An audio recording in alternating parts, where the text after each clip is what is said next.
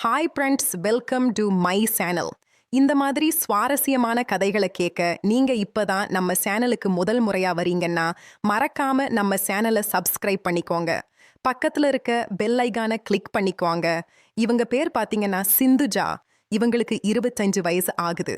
இவங்க வீட்ல ஒரு தங்கச்சி இருக்கிறாங்க. அவங்களும் இப்பதான் +2 படிச்சிட்டு இருக்கிறாங்க. இவங்களுடைய அம்மா அப்பா மத்தபடி இவங்க 2 பசங்க. இவங்க 2 பேருமே தன்னுடைய வாழ்க்கையில நல்ல முறையில படிக்க வச்சு அவங்களை ஒரு நல்ல வழிக்கு கொண்டுட்டு வரணும் அப்படின்னு சொல்லிட்டு அவங்களுடைய அம்மா அப்பா ரொம்பவே படிக்கிறதுல ஆர்வம் காட்டிட்டு இருப்பாங்க. இருந்தாலும் இப்ப இருக்கிற காலகட்டத்துல பிள்ளைகளை இதுக்கு அப்புறம் படிக்க வைக்க வேண்டாம்.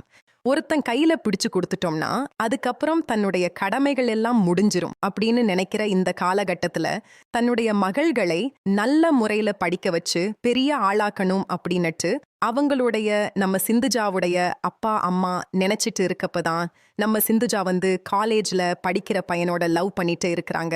எப்படியும் தன்னுடைய அப்பா அம்மாவுக்கு தெரியாம ஓடிரணும் அப்படின்னு ஒரு முடிவு எடுத்துறாங்க. அதுக்கப்புறம் இவங்களுக்கும் இப்போதைக்கு எந்த கல்யாணம் பண்ற டார்ச்சலும் இல்ல. அப்படி இருக்கிறப்ப நம்ம சிந்துஜா எதுக்கு அவங்களுடைய போகணும், இப்படியே கொஞ்ச நாள் படிச்சுக்கிட்டு இருக்கலாம்ல அப்படின்னு நினைக்கலாம். ஆனா நம்ம சிந்துஜா பொறுத்த வரைக்கும் அவங்களுடைய பையன் வீட்ல பாத்தீங்கன்னா அவங்க அம்மா அப்பா ரொம்ப பணக்கார ஃபேமிலி. அப்படி இருக்கிறப்ப நம்ம வினோதுக்கு மேரேஜ் பண்ணி வச்சிருவாங்க. ஏற்கனவே மேரேஜ் பண்ற ஐடியால தான் இருந்துட்டு இருக்கிறாங்க. இதனால நம்ம சிந்துஜா அவனை எப்படியாச்சும் திருமணம் பண்ணிரணும். நானா ஏற்கனவே உயிருக்குயிரா அவனை காத வச்சுக்கிட்டே இருக்கேன். அவன் இல்லைன்னா என்னால இருக்க முடியாது. அந்த காலகட்டத்துக்கு நம்ம சிந்துஜா அவங்களுக்கு தகுந்த மாதிரி மாத்திக்குவாங்க. இதனால நம்ம சிந்துஜா பாத்தீங்கன்னா வினோத்தோட ஒரு நாள் நைட்ல வீட்டை விட்டு கிளம்பி போயிடலாம்னு முடிவு எடுத்துட்டு வீட்டை விட்டு வெளியே வந்துருவாங்க. இதுக்கப்புறம் நம்ம இந்த வீட்டுக்கே வர முடியாது. இதான் கடைசியா இருக்கும். அப்படி இருக்கிறப்ப தன்னுடைய அம்மா அப்பா காலில் விழுந்து ஆசீர்வாதம் வாங்கிட்டு போயிடணும் அப்படின்னு நினைச்சிட்டு அவங்க அம்மா அப்பா ரூம்ல தூங்கிட்டே இருப்பாங்க. அதுல அங்க போய அவங்களுடைய பாதங்களை தொட்டு சாமி கும்பிட்டுட்டு அதுக்கப்புறம் தான் கிளம்புறாங்க. இவங்களும் வீட்டை விட்டு வெளியே வந்த பிறகு நம்ம வினோதும் அவங்க வீட்டுக்கு கூட்டிட்டு போகாம ஒரு கோயிலையே தங்க வைக்கிறாங்க. நம்ம சிந்திஜாவுக்கு ஒரே டவுட், உங்க வீட்டுக்கு கூட்டிட்டு போகல, எதுக்கு இங்க இருக்கிறோம் அப்படிங்கிறப்பதான் இல்ல, நம்ம கல்யாணம் பண்ணிட்டு காலையில கல்யாணம் பண்ணிட்டு எங்க வீட்டுக்கு போய்க்கலாம், இப்ப போக வேண்டாம் அப்படின்னு நம்ம வினோத் சொல்லுவாரு. அதுக்கப்புறம் நம்ம சிந்துஜாவுக்கும் ஆமா நம்ம வீட்டுக்கு போனாலும் நாளைக்கு நம்மள பிரிச்சு வைக்க வாய்ப்பு இருக்கு. அப்படி இருக்கிறப்ப நம்ம 2 பேரும் மேரேஜ் பண்ணிட்டு போயிட்டோம்னா அதுக்கப்புறம் நம்மள பிரிக்கவும் முடியாது அப்படின்னு நினைச்சிட்டு இவங்க 2 பேரும் ஒரு பிள்ளையார் கோயில்ல சிம்பிளா மேரேஜ் பண்ணி முடிச்சுறாங்க. அதுக்கப்புறம் தன்னுடைய அம்மாவை பார்க்கறதுக்கு சிந்துஜாவை கூட்டிக்கிட்டு வினோத் வீட்டுக்கு போறாரு. அங்க போய் பாத்தீங்கன்னா தன்னுடைய அம்மா ஒரு சோஃபாவுல நியூஸ் பேப்பர் படிச்சுட்டு உட்கார்ந்துருப்பாங்க. திடீர்னு இவங்க 2 பேத்தையும் மாலையும் கழுத்துமா பார்த்துட்டு அவங்களுக்கே ஷாக் ஆகுது. ஏன்னா தன்னுடைய ஒரே பையன் கிராண்டா கல்யாணம் பண்ணணும், ஒரு பணக்காரன் வீட்டு பொண்ணா பார்த்து கல்யாணம் பண்ணணும் அப்படின்னு ரொம்பவே ஆசைப்பட்டுட்டு இருந்தவங்க அவங்க ஆசையில மண்ணளி போடுற மாதிரி தன்னுடைய பையன் இப்படி கல்யாணம் பண்ணிட்டு வந்துட்டானே ஒரு பொண்ணை அப்படின்னு சொல்லிட்டு அவங்க ரொம்பவே டென்ஷன்ல உட்காந்துருக்காங்க. இருந்தாலும் அதை வெளியே காட்டிக்காம மனசுக்குள்ளாரே அந்த வலிகளை வச்சுக்கிட்டே உட்காந்துருக்கிறாங்க. சரிப்பா, இப்ப கல்யாணம் பண்ணிட்டு வந்துட்ட, சரி அம்மா அப்பாலாம் உனக்கு கண்ணு தெரியல, அப்படி இருக்கிறப்ப யார் பேச்சையும் கேட்காம இப்ப போய் உன்னுடைய மனைவியோடு சேர்ந்து கல்யாணம் பண்ணிட்டு வந்துட்ட, சரி உன்னுடைய மனைவிக்கு என்ன தெரியும், சமைக்க தெரியுமா, வீட்டு வேலைகள் தெரியுமா அப்படின்னு சொல்லிட்டு வினோத்தோடைய அம்மா கேப்பாங்க. அதுக்கப்புறம் இவங்களும் எனக்கு சமைக்க தெரியும், எல்லா வேலைகளும் தெரியும், எங்க அம்மா எல்லாத்தையுமே சொல்லி கொடுத்துதான் வளர்த்திருக்காங்க அப்படின்னு சொல்லுவாங்க. அதுக்கப்புறம் சரிப்போ இப்ப உடனே போய் எனக்கு சமைச்சு எடுத்துட்டு வா அப்படின்னு சொல்லிருவாங்க. அதுக்கப்புறம் நம்ம சிந்துஜாவும் என்ன கல்யாணம் ஆன நாளே மாலையும் கழுத்துமா நிக்கிறோம். அப்படி இருக்கிறப்ப இவங்க உடனே போய் உன்னுடைய வேலையை பாரு அப்படிங்கிற மாதிரி சொல்றாங்க. இதனாலேயே நம்ம சித்தஜாவுக்கு கொஞ்சம் வருத்தமா கூட இருக்கு. ஏன்னா அவங்களுக்கு விருந்து போட்டு அவங்கள அழைக்கலன்னா கூட பரவாயில்ல, உட்காருமா, என்ன பண்றேன்னு கூட விசாரிக்காம உடனே போய் செம வேலைகளை பாரு அப்படிங்கிறப்பயே இவங்களுக்கு கொஞ்சம் டவுட்டா வருது.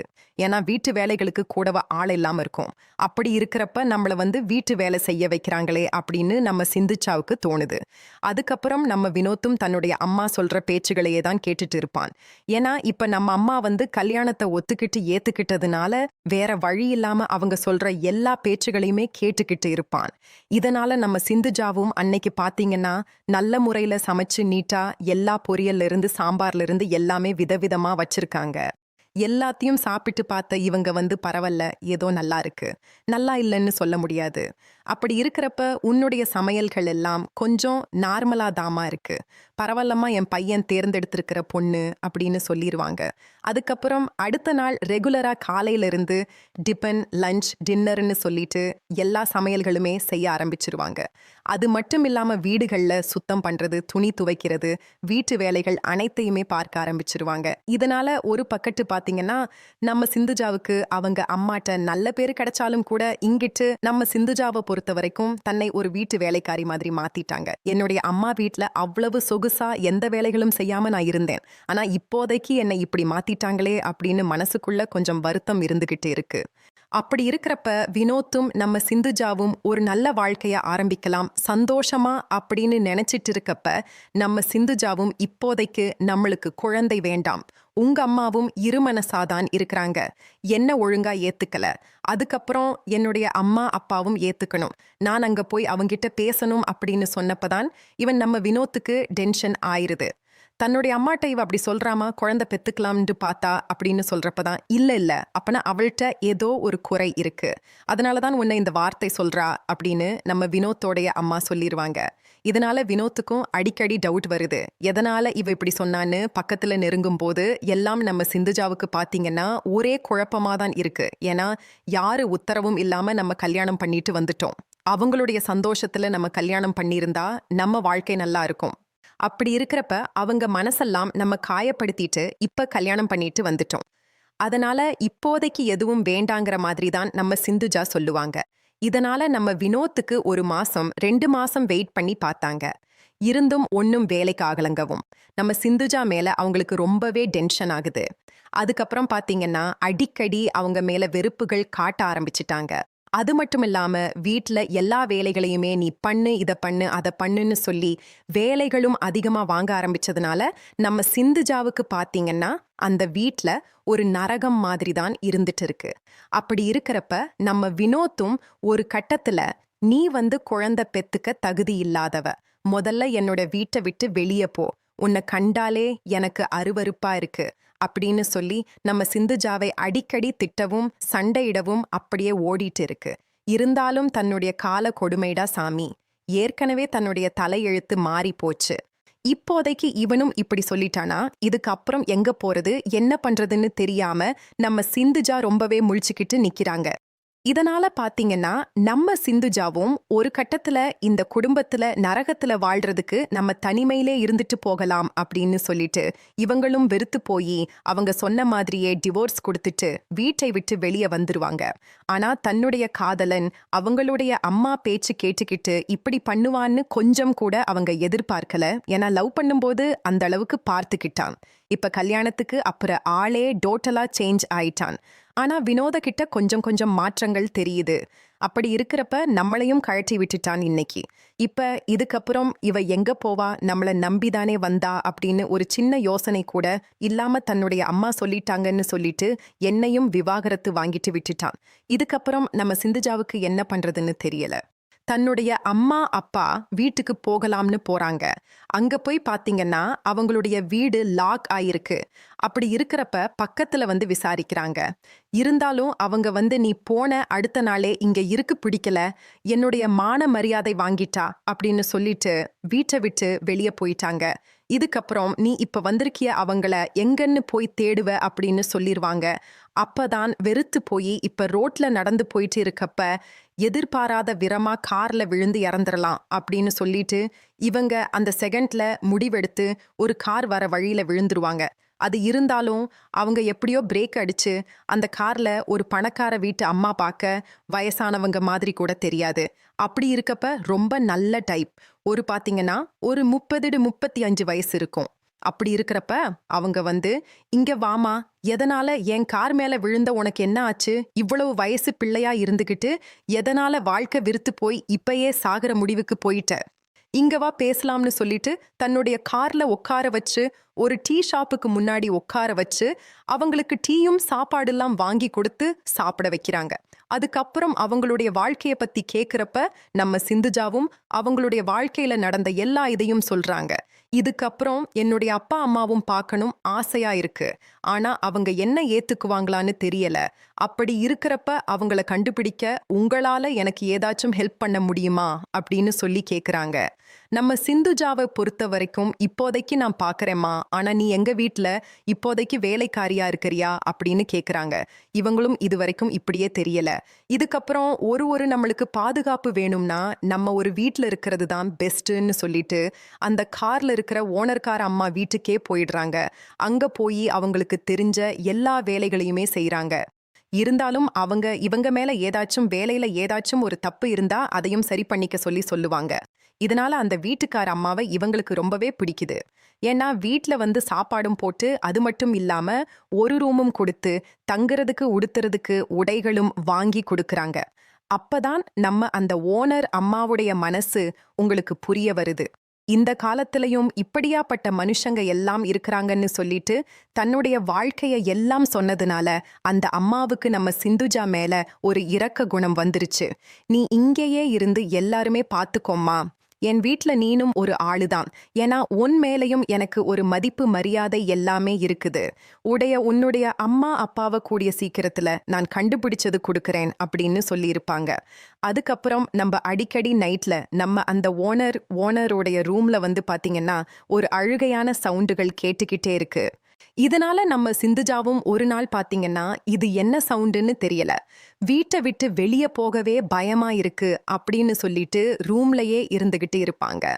அடுத்த நாள் காலையில அந்த அம்மாட்ட உங்க ரூம்ல ஒரு அழுகிற சவுண்டு கேக்குதே, எதனால அப்படின்னு கேக்குறப்பதான் என்னுடைய மகன் வந்து பாத்தீங்கன்னா கோமா ஸ்டேஜில் இருக்கிறான். ஏன்னா அவனுக்கு ஒரு ஆக்சிடென்ட் ஆகி கோமா ஸ்டேஜுக்கு போயிட்டான். இப்போதைக்கு டாக்டர் வந்து அவனுடைய பழைய நினைவுகள் எல்லாம் சொல்லி அவங்கள்ட்ட தினம் தினம் நீங்க பேசணும், அப்பதான் அவனுடைய நினைவுகள் வரும் அப்படின்னு சொல்லிட்டாங்க. இதனால இவங்க போய் அவன்கிட்ட பேசி தினம் தினம் அழுகுவாங்க.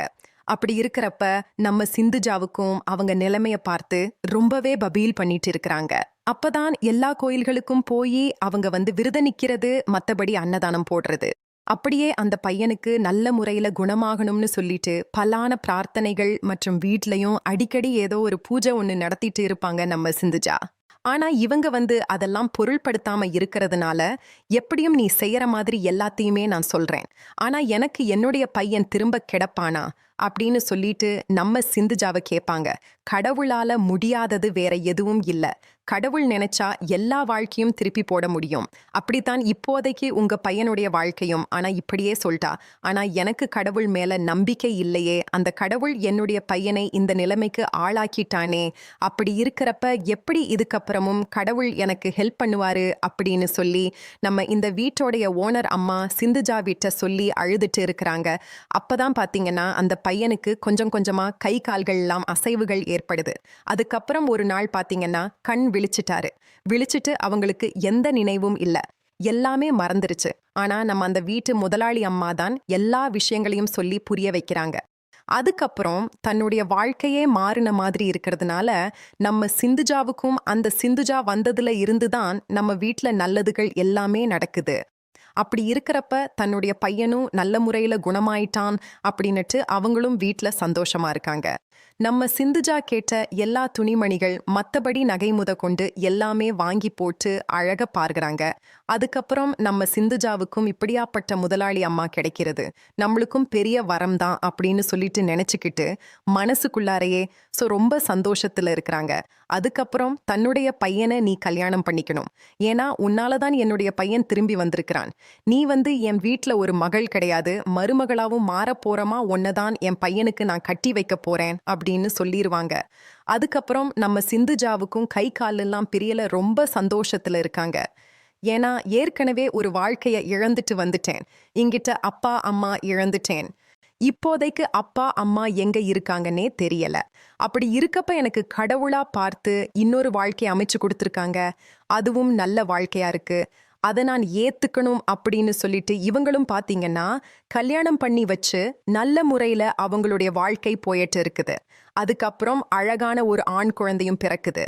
ஆண் குழந்தை பிறந்து பாத்தீங்கன்னா, அந்த குழந்தைய உயிருக்குயிரான்னு அவ்வளவு நேசிச்சு, அந்த குழந்தைய ஒவ்வொரு நாளும் அந்த குழந்தைக்கு நொசுரமே வாழ்ந்துகிட்டு இருக்கிறாங்க.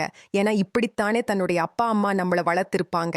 அப்படி இருக்கிறப்ப தன்னுடைய குழந்தைகளையும் இவ்வளவு முக்கியத்துவம் கொடுத்து பார்க்கிறோம்ல, அது மாதிரி தானே என்னையும் வளர்த்திருப்பாங்கன்னா, அவங்க அம்மா அம்மா அப்பா நினைப்பு வந்த உடனேயும் இவங்க வந்து அழக ஆரம்பிச்சிருவாங்க. தன்னுடைய கணவர்ட்ட என்னுடைய அம்மா அப்பாவை பார்க்கணுங்க.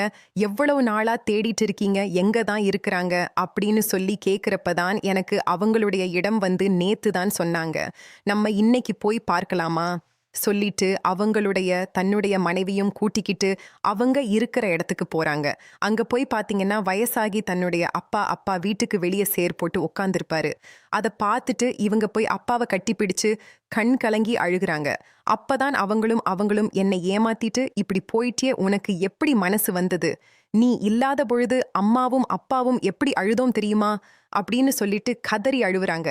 அதுக்கப்புறம் அப்பா, நான் என்னுடைய அறியாத வயசுல எனக்கு அந்த உணர்வுகள் தோணுனதுனால நான் அப்போதைக்கு தடுமாறி என்னுடைய வாழ்க்கையை இழந்துட்டேன். அப்படி இருக்கிறப்ப எனக்கு கடவுள் இன்னொரு வாழ்க்கையை அமைச்சு கொடுத்து அதை நல்ல முறையில இப்ப என்னுடைய வாழ்க்கை போயிட்டு இருக்குப்பா, நீங்க எதுக்கும் கவலைப்படாதீங்க அப்படின்னு சொல்லிட்டு கதறி அழுவாங்க. அதுக்கப்புறம் தன்னுடைய அப்பா அம்மாவும் இவங்க நம்ம சிந்துஜாவை ஏத்துக்கிட்ட பிறகு இவங்களுடைய வாழ்க்கை கொஞ்சம் கொஞ்சமா நல்ல வாழ்க்கையா அமையுது. இப்பதான் தன்னுடைய காலத்துல இப்ப இருக்கிற பிள்ளைகள் எல்லாமே தன்னுடைய அப்பா அம்மா பேச்ச கேட்காம போனா இந்த நிலைமைக்கும் ஆளாக வாய்ப்பு இருக்கு. அப்படி இருக்கிறப்ப அவங்க இப்படி இவ்வளோ நாள் வளர்த்து கஷ்டப்பட்டு வளர்த்தாங்கல்ல, அப்படி அவங்க வளர்த்தவங்களுக்கு தெரியாதா நல்ல பையனா பார்த்து கல்யாணம் பண்ணி வைக்கணும்னு? அதனாலேயே சில பேர் பாத்தீங்கன்னா தன்னுடைய வாழ்க்கைய தேடி போனானோ பல பேர் இன்னமும் கஷ்டப்பட்டுட்டு தான் இருக்காங்க. ஏன்னா அம்மா அப்பா பேச்சை கேட்காம வந்ததுனால இப்படி இருக்கிறப்ப தன்னுடைய வாழ்க்கையை நல்ல முறையில அந்த ஒரு நிமிஷத்துல தன்னுடைய மனதை மாத்திக்காம வாழ்க்கையை நல்ல முறையில நடத்தணும். இந்த கதை பிடிச்சிருந்துச்சு அப்படின்னா லைக் பண்ணுங்க, ஷேர் பண்ணுங்க.